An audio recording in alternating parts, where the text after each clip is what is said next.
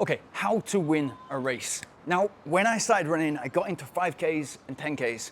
I loved the 5Ks because I could do lots of them. I could recover quite quickly and go again, maybe 3 or 4 weeks later, and run as fast as I possibly can. And when you get into running, your progress is super steep because you're just getting into running. And even if you're running 3-4 times a week, your times are going to be moving forward. So you think, this is great. It's always going to be like this. I'm always going to be moving forward this way. But this is how I kind of pivoted to think that it's not the short-term game. And in actual fact, patience, no matter how ambitious you are, patience is going to serve you really well, whether it's endurance, whether it's business, whether it's your career, level of patience, no matter how ambitious you are.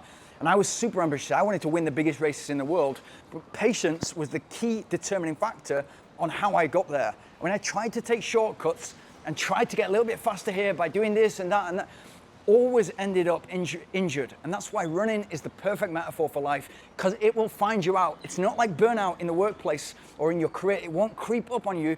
Injury will just tell you there and then you cannot go any further. And it's going to take you 2 weeks or 2 months sidelined, and that's frustrating, worse than it is painful, because you know that you're not moving forward, and inside your head, that's all you want to do. Hopefully by the end of this, you get an insight into how the consistency and discipline, although it's all the unsexy stuff, that's what's going to make you move forward to greater things. So if you're currently a 22-minute 5K runner, your dream time is under 19 minutes, you may think that that's a huge leap forward because it's more than 500 meters. When in actual fact, if you take patience and put patience into your game and learn that the consistency and the discipline and the daily deposits and analyzing your performance, analyzing your training and moving forward strategically and in a smart way is your biggest ally. It's your biggest weapon to move forward. This is how I did it. So 5Ks and 10Ks first of all, and then I got thrown in. I got invited to a 50K uphill run in Granada, Spain. It became everything for me. I fell in love with the city. I fell in love with the heat. I fell in love with heat training. I fell in love with the incline. It's 50K uphill. I fell in love with the view constantly changing on the way up of this course. The Mediterranean on my right, and then beyond the Mediterranean, I could see Africa, and you can see that from the top of Valletta Mountain in the south of Spain. It's the most beautiful place on earth I can possibly think of. And I literally moved there 2 years later in 2012, and then started to train on the course. But once I finished that first year and literally living in Sweden, running on the flat, going in to do my specific sessions on the treadmill for interval running and for long runs, and just running on the treadmill for 2-3 hours, uphill, super slow to develop all my lower leg muscles, all my calves, supporting muscles, and then the relationship between my glutes and hamstrings, didn't know or didn't even think about anything nutrition-wise at that time. Just read the back of a gel and thought, okay, I'm going to do exactly what it says. Every 40 minutes, I'm going to take a gel, and that's all I did. I didn't have that part of my game dialed in. I just had the hunger and drive to want to do really well. But when I finished that race, my goal was to finish less than the cutoff time, which is 8 hours. I just wanted to finish, and I ended up finishing, I think it was 39th place. But what I saw in front of me was 3 guys on the podium that were not like your Adonis physiques. They were completely fit for purpose. They didn't need to say anything, and they couldn't say anything to me because I couldn't speak any Spanish or Italian. There's an Italian winner that year. But what they said in terms of the way that their legs looked was I could see the sinews and the fibers in their muscles. I saw leg muscles that I didn't even know existed. It was just pure fit for purpose performance, and it was decades of work, what I could see in their legs. And yeah, it's a crazy thing to be staring at 3 guys' legs for an extended period of time, but that's exactly how I felt. I was like, wow, that's what I want to be like. And so I started to train. I moved over to Granada in 2012, as soon as I possibly could do. I just started to train on the course. And my view was, if I can get better in this race, I can get better in all my running, whether it's flat running, trail running, off-road, mountain running. If this is the hardest race I can possibly think of, 50K uphill in the heat in August, it cannot get more difficult than this. And so that's what I did. I got obsessed about it. And to the point where every single year I went back and I wanted to improve my time. In 2011, 2012, 2013, I kept moving forward. 2014, got on the podium. I think I was 3rd in 2014, might be 2015. 2016, I was the favorite for the course, favorite for the win. And that was somebody who I wasn't known at all just a few years before. I'd only restarted running in 2010. after being out of the game for 10 years. And so I was completely on nobody's radar until I started obsessing about this race and focusing and dialing in on this race. And I knew every curve, I knew every little path.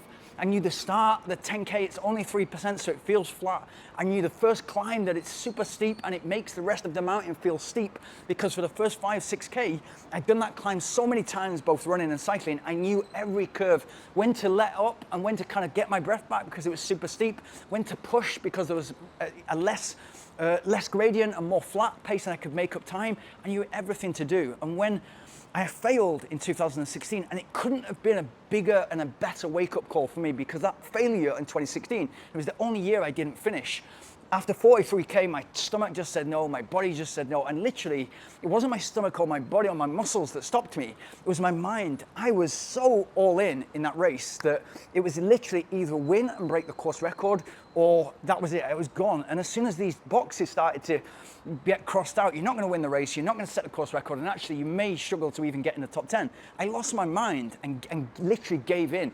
I still regret it to this day, but what it built was the very next week, I was already preparing for the year after. So when I started the race in 2017, I didn't speak to anybody on the start line. I was just so one-track mind that I know exactly every single curve, exactly what I need to do.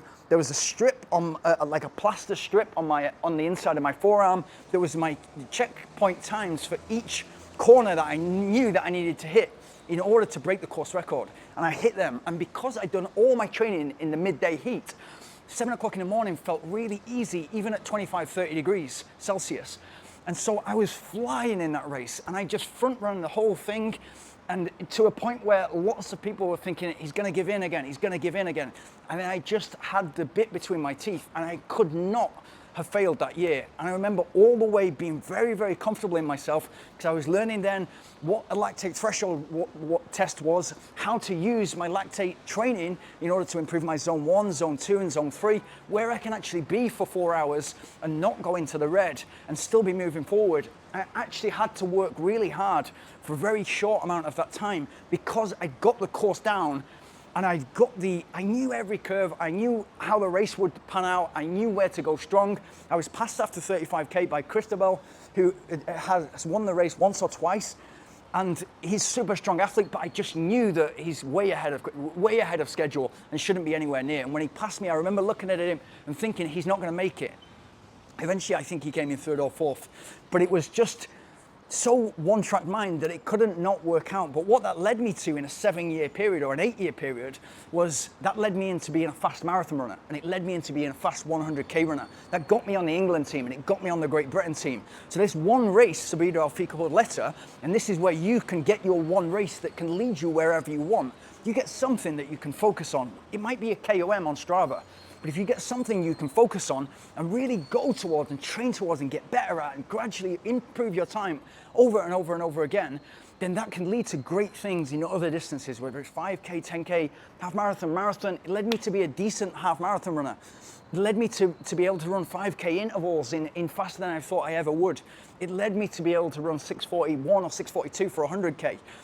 Which led me to be British champion. It was all was because of Subida Alfica Valletta. And so again, as I said at the start, it's the reason I moved to Granada, Spain. The reason heat training I always advocate heat training as a way that you can get better without the altitude training, and a way that you can make race day feel easier. But it is powerful once you let your laser light focused on one area and you keep improving, because it's going to improve every other aspect of your running. Good luck, and if you got anything from this, please like, subscribe, and hit the notification bell.